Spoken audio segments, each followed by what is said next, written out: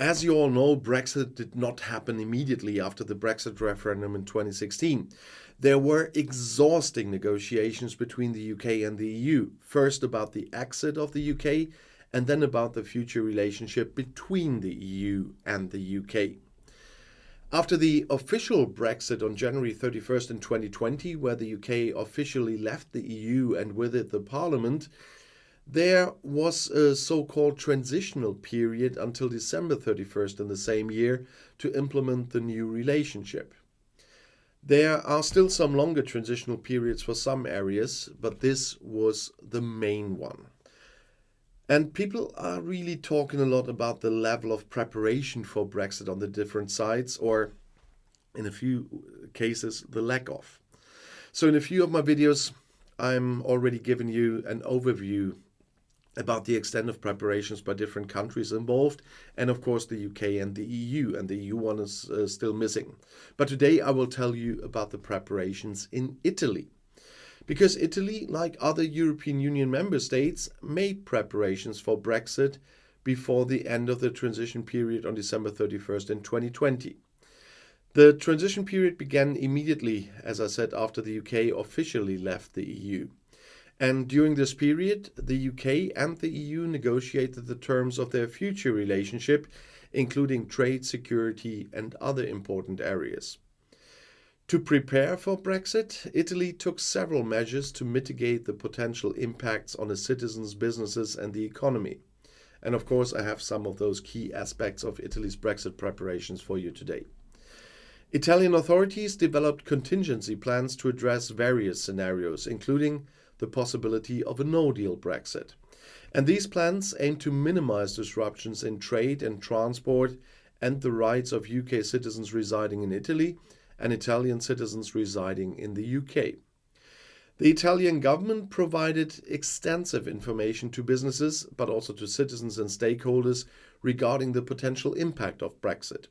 And this included guidelines, updates, and specific advice on areas such as customs procedures, regulatory changes, and residency rights.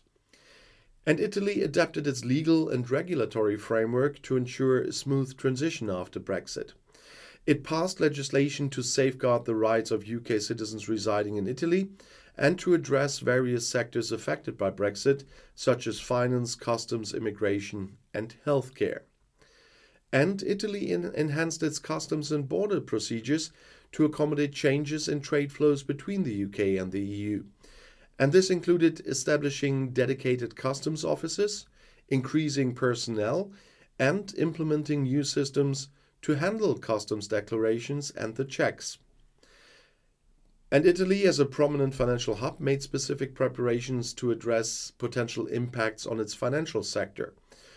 Authorities worked to ensure that financial institutions could continue to operate smoothly and maintain necessary licenses to provide services between the UK and Italy. And Italy prioritized protecting the rights of Italian citizens residing in the UK and UK citizens residing in Italy, as I said. Efforts were made to secure their residency status, access to healthcare, employment rights, and social security benefits. Italy also sought to maintain and develop its trade and economic relations with the UK post-Brexit.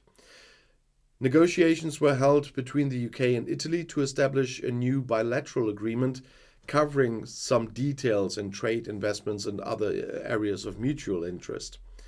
Italy focused on addressing the potential impact of Brexit on key sectors of its economy. For example, in the automotive industry, measures were taken to ensure the continued flow of components and finished vehicles between Italy and the UK. In the agricultural sector, preparations were made to manage changes in trade rules and potential disruptions in the supply chain. Italy also prepared for the implementation of customs procedures and tariffs between the UK and the EU. And this involved training customs officials, upgrading customs infrastructure, and implementing electronic systems for customs declarations and clearances. And Italy actively engaged in trade promotion activities to identify new opportunities and markets beyond the UK. The aim was to diversify trade relationships and mitigate any negative impact resulted from changes in the trading relationship with the UK. Italy also paid attention to the potential impact of Brexit on tourism and travel. It worked to ensure the continuation of smooth travel arrangements for tourists and to address issues such as visa requirements and travel insurance for both Italian citizens traveling to the UK and UK citizens visiting Italy. As fishing is an important industry for Italy, preparations were made to manage changes in access to fishing waters and potential modifications to fishing quotas in the UK's exclusive economic zone. Negotiations were conducted to establish new agreements on fisheries between the EU and the UK.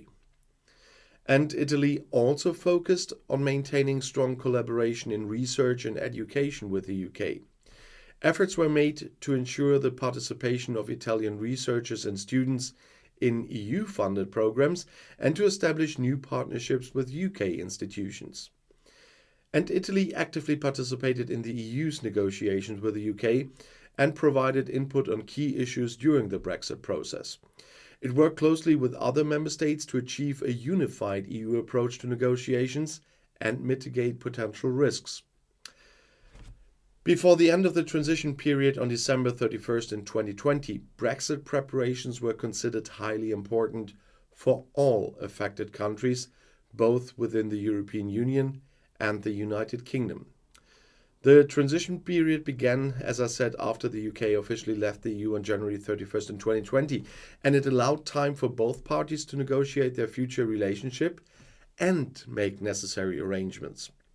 But as I said, some countries really did a lot in the preparations and others not so much. And that is something you still can see today with the effects of Brexit on those countries. If you want to know more or learn about more countries like this, the next video is right here in the end screen. I'll see you there. I'll be back.